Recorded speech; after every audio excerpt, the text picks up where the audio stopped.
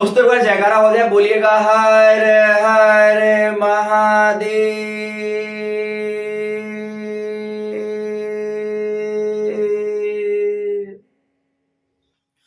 नमस्कार हम प्रियजनों, आप देख रहे हैं बीएचयू पाठशाला। आप सभी का बहुत बहुत स्वागत है। आज का जो ये वीडियो है, मैं इसको बोलूंगा कि या तो अभी मत देखना या तो इस वीडियो को लास्ट तक देखना, क्योंकि ये वीडियो आपकी सफलता की पहली पावदान पे बताया जाना बहुत जरूरी है।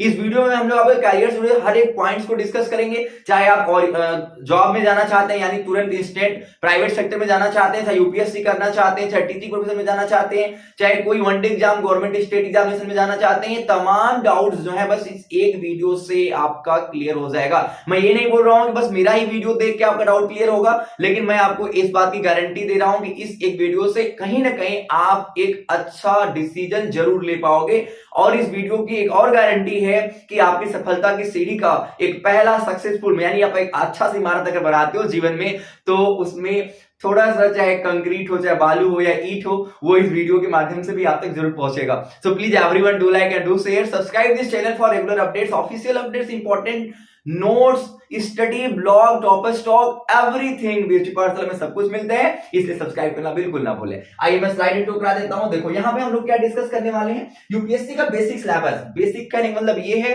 क्योंकि अगर हम डीप स्टडी करेंगे तो कम से कम 4 घंटे का लेक्चर हो जाएगा, तो काम की चीजें ही डिस्कस करेंगे जो आपके अभी के लिए जरूरी है, यानी आपके ग्रेजुएशन लेवल पे। ठीक है, उसके बाद हम लोग जीएस पेपर डिस्कस करेंगे। ये डिस्कस करना इसलिए जरूरी है क्योंकि तभी आपको पता चलेगा कि आपके कौन कौन से सब्जेक्ट्स हैं जो कि यूपीएससी में आते हैं और आपके कोर्स में कौन कौन से सब्जेक्ट्स हैं। ठीक है, उसके बाद हम लोग ऑप्शनल सब्जेक्ट डिस्कस करेंगे और यहाँ पे सब्जेक्ट कॉम्बिनेशन फॉर यूपीएससी, किस तरीके से आपको कौन सब्जेक्ट चूज करने हैं, ये यूपीएससी वाला हो जाएगा। यहाँ पे फिर वनडे एग्जाम का हो जाएगा, government job, private sector jobs के लिए आपके यहाँ पे हो जाएंगे, टीचिंग प्रोफेशन में जाना चाहते हैं तो उसके लिए हो जाएगा। ये तमाम चीजें जो है वो एक वीडियो हम लोग डिस्कस करेंगे। तो क्या आप लोग इंटरेस्टेड हो पूरा बात समझने के लिए? ओके ठीक है, लंबी सांसें लो और इसको नोट करते चलना। अभी आप इसको बस देख लो, ओरली सुन लो, शाम को फिर से वीडियो को डबल स्पीड पे लगा के और इसको क्या करना, नोट कर लेना। एक बात और मैं समझाना चाहूंगा, जो कि एक तरह से मेरा मंत्र है आपके लिए, कि अगर आप यूपीएससी करना चाहते हो तो इसको बताने की जरूरत नहीं है, किसी को भी शेयर करने की जरूरत नहीं है, किसी को बयां करने की जरूरत नहीं है। आप बस खुद में इसे महसूस कर लो और अपने दिमाग को जरूर बता दो कि आपको बेटा यही करना है। दुनिया को बताने की जरूरत नहीं है, जो आपका निकल जाएगा दुनिया को पता चल जाएगा। एक बात और, यूपीएससी कोई एक समय के बाद तैयारी करने की भी चीज नहीं है।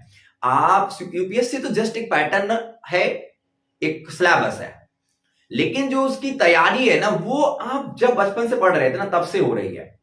हमें बस सिलेबस पैटर्न को इसलिए दिया गया है कि हम अपने नॉलेज यानी प्री नॉलेज को फ्रेम में ला सकें और कुछ बचा खुचा जो चीज है उसको पढ़ के हम यूपीएससी के एग्जाम में बैठे उसको क्वालिफाई कर सके। सो आप सभी अपने हिसाब से फ्रेम करना कि आपका क्या एक मोटिव होना चाहिए और आपका एक क्या स्ट्रेटजी होना चाहिए, स्टडी का क्या प्लान होना चाहिए, आप खुद डिसाइड कर लो। ठीक है, ओके, ज्यादा बोर नहीं करूंगा, वीडियो को शुरुआत करता हूं।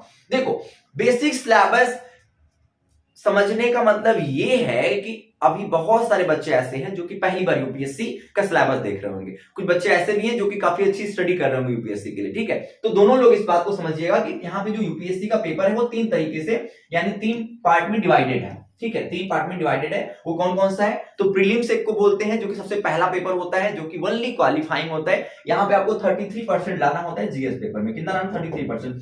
इस क्वालिफाइंग पेपर को क्वालिफाई करने के बाद ही आप आगे के चरण में जा सकते हो, आगे के स्टेप में जा सकते हो। ध्यान देना कि ये ऑब्जेक्टिव होता है, क्योंकि आगे सब्जेक्टिव मिलने वाला है। यही बस पेपर है जो कि ऑब्जेक्टिव होता है 200 मार्क्स का। कितने 100 मार्क्स का? 200 मार्क्स का। ओके गाइज, देखो 200 मार्क्स का ये भी, 200 मार्क्स का ये भी, ये ऑब्जेक्टिव पेपर होता है।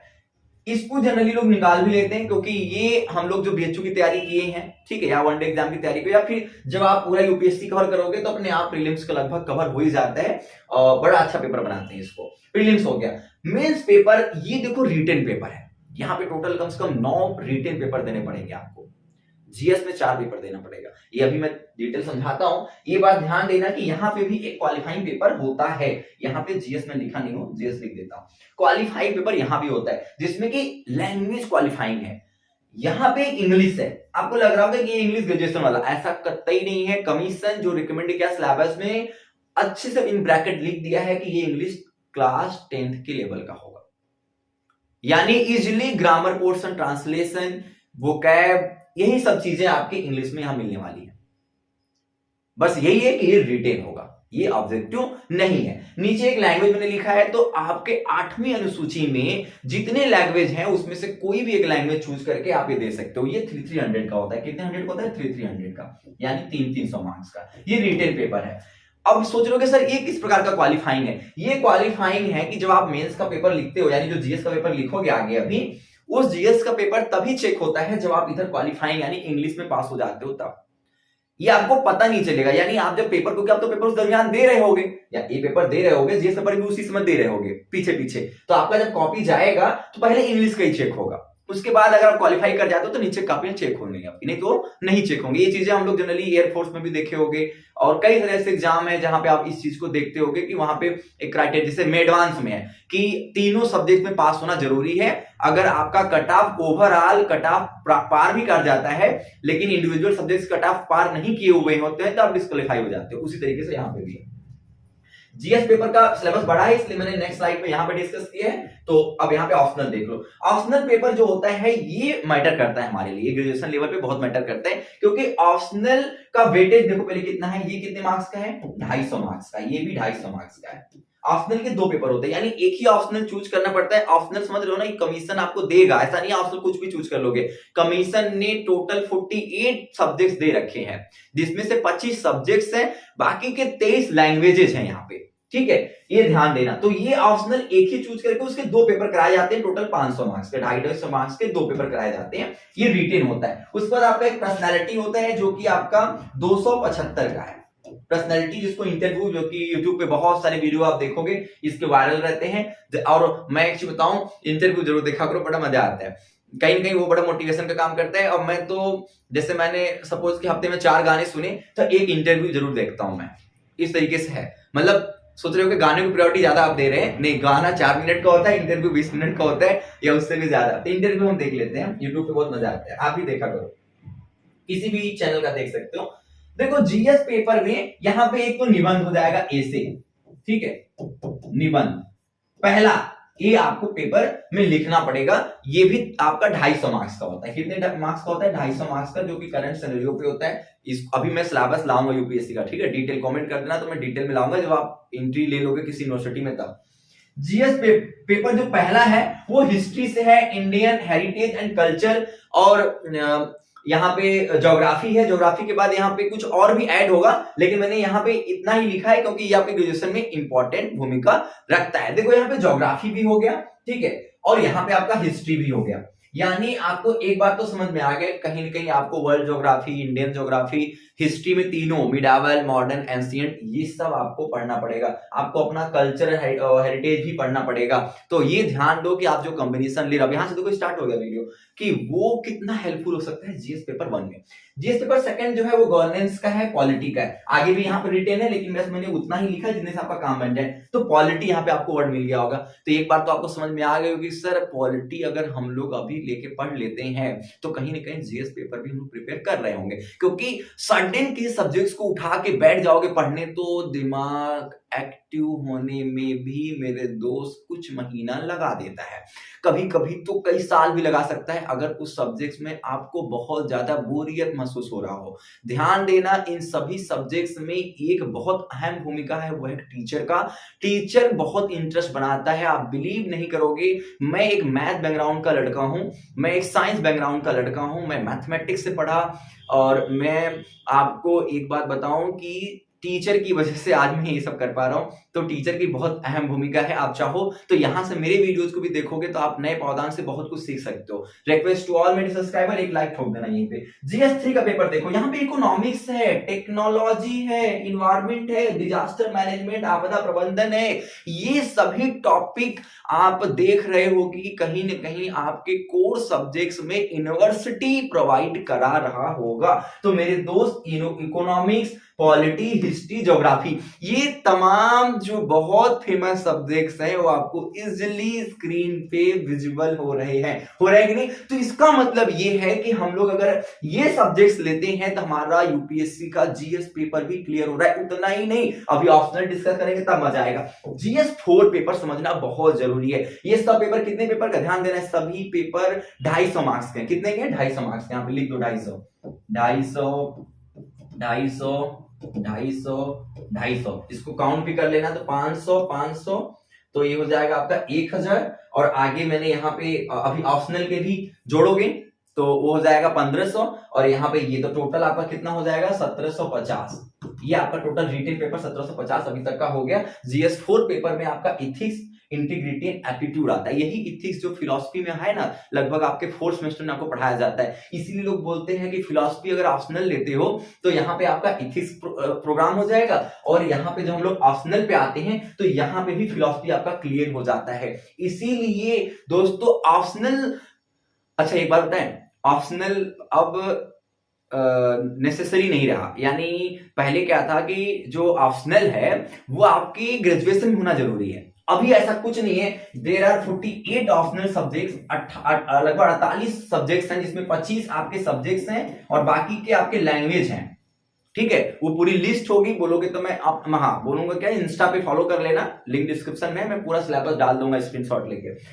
तो 48 में मैंने जो लिखी है वो बस महत्वपूर्ण वाला लिखा है। जैसे मैं फिजिक्स नहीं लिखा, मैथमेटिक्स नहीं लिखा, सिविल इंजीनियरिंग नहीं लिखा, इलेक्ट्रिकल, मतलब बहुत सारे ऐसी चीजें नहीं लिखा। मैंने लिखा क्या है, eco, geography, history, law, philosophy, psychology, public administration, sociology, ये बस मैंने लिखा है। और मोस्ट इंपॉर्टेंट लैंग्वेजेस लिखा है, जो 25, मैं 23 की बात कर रहा हूँ यहाँ पे, वो 23 लैंग्वेज यहीं पे। जैसे लोग जनरली हिंदी साहित्य लेते हैं तो इंग्लिश भी ले सकते हैं, वहां पे कोई भी बहुत सारा है, कश्मीरी भी है, बहुत सारे हैं, पूरा 23 लैंग्वेजेस की पूरी लिस्ट है। आप कोई भी इसमें से ले सकते हो ऑप्शनल में। लेकिन ये ध्यान देना, जब भी कोई ऑप्शनल चूज करते, इकोनॉमिक्स चूज करते हो तो इकोनॉमिक्स के 2 पेपर होंगे यहाँ पे, ठीक है, पेपर 1, पेपर 2।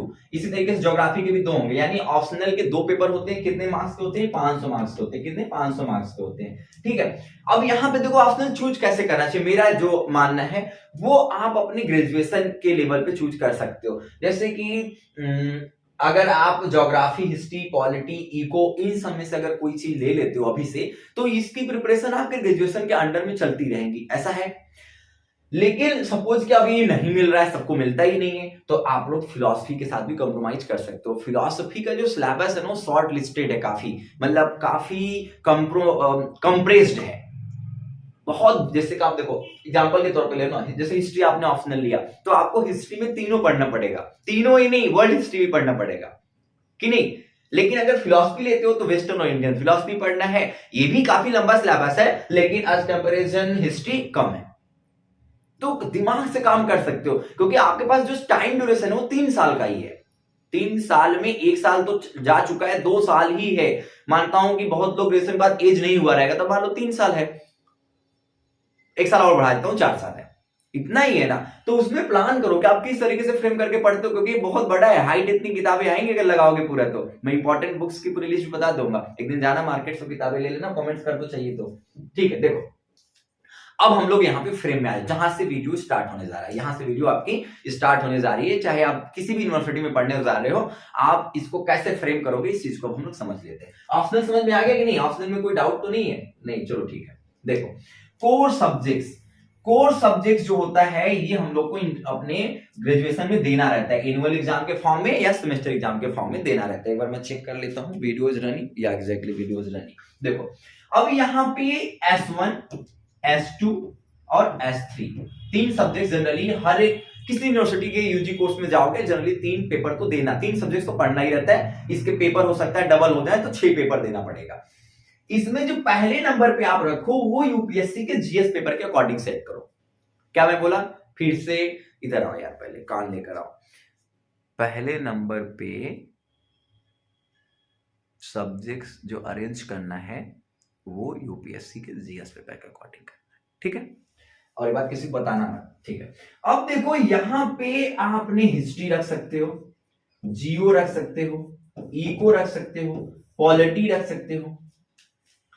क्योंकि ये चारों सब्जेक्ट जो हैं एज ऑप्शनल भी हैं, एज ए जीएस पेपर भी हैं कि नहीं। सेकंड पे क्या रख सकते हो, सेकंड पे आप ऑप्शनल सब्जेक्ट्स को देखो, जैसे कि फिलॉसफी ध्यान देना थोड़ा बोरिंग लगता है, लेकिन स्कोरिंग है, मार्क्स अच्छा आता है। अगर थोड़ा सा कॉम्प्रोमाइज कर सकते हो तो फिलॉसफी अच्छा है। जैसे सोशियोलॉजी भी सही है, क्योंकि ये सब स्कोरिंग है, सिलेबस भी बहुत ज्यादा नहीं है इन सभी का, बट ये है कि बोरिंग है, सबके इंटरेस्ट का नहीं है। तो इस बार एक बार देख लेना कि जो ले रहे हो उसमें आपका मन लग रहा है कि नहीं, क्योंकि मन लगना जरूरी है। फिर हिंदी ले सकते हो, इंग्लिश ले सकते हो। देखो इंग्लिश में यहाँ पे एक नोट बनाना चाहूंगा आप लोग के लिए। जो बच्चा पेपर इंग्लिश में देना चाहता है वो अपने ग्रेजुएशन में इंग्लिश जरूर रखे, चाहे एज ए लैंग्वेज रखे, चाहे यहां पे रखे इंग्लिश, और चाहे आप कोर सब्जेक्ट में इंग्लिश रखो।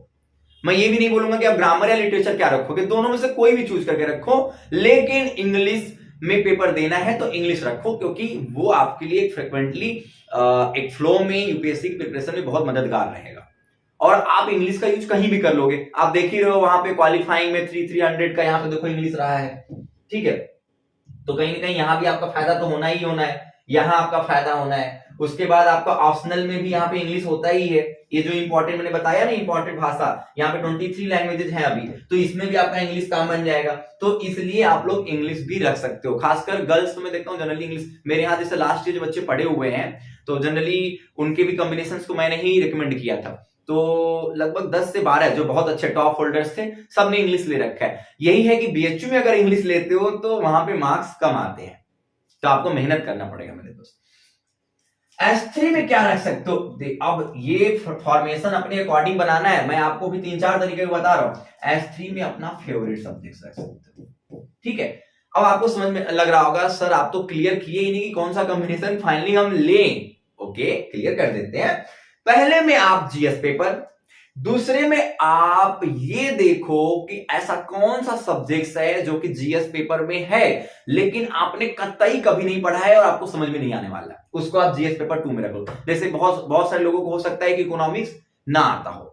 अगर अब इकोनॉमिक्स आपको नहीं आता है तो ऐसे में जीएस पेपर नंबर 2 यानी सब्जेक्ट नंबर 2 पे आप लोग रख सकते हो। उससे आपको ये फायदा हो जाएगा कि अगर आप सेकंड नंबर पे रखते हो तो आपका 3 सालों में मन लग जाएगा, क्योंकि यूपीएससी तो करना ही है, बाद में मन लगेगा नहीं उस सब्जेक्ट के साथ। तो ऐसे सब्जेक्ट भी अपने कॉम्बिनेशन में जरूर लाना जो कि यूपीएससी में इंपॉर्टेंट है लेकिन आपका मन नहीं लगता उसमें, क्योंकि पढ़ना तो है ही कभी ना कभी। अच्छा है ग्रेजुएशन में ही पढ़ के खाली हो जाओ भाई, एक तरीका ये हो गया। दूसरा आप एक अपना फेवरेट सब्जेक्ट भी रखो, फेवरेट साथ कंप्रोमाइज मत करो, वो आपको रिलैक्स देगा, वो आपको स्कोर कराएगा। जब आपको 2 सब्जेक्ट प्रेशर डालेंगे तो एक आपको रिलैक्स करेगा। इसीलिए मैं बोल रहा हूं कि कॉम्बिनेशन मेरे हिसाब से तो एक सब्जेक्ट होना चाहिए, एक लैंग्वेज होना चाहिए और एक आपका फेवरेट सब्जेक्ट होना चाहिए। ये जो सब्जेक्ट्स है ये जीएस पेपर के अकॉर्डिंग, और एक लैंग्वेज अपने हिसाब से जो भी लैंग्वेज आपको अच्छा लगता हो हिंदी इंग्लिश में वो ले लो, और एक लास्ट में अपना फेवरेट सब्जेक्ट ले लो,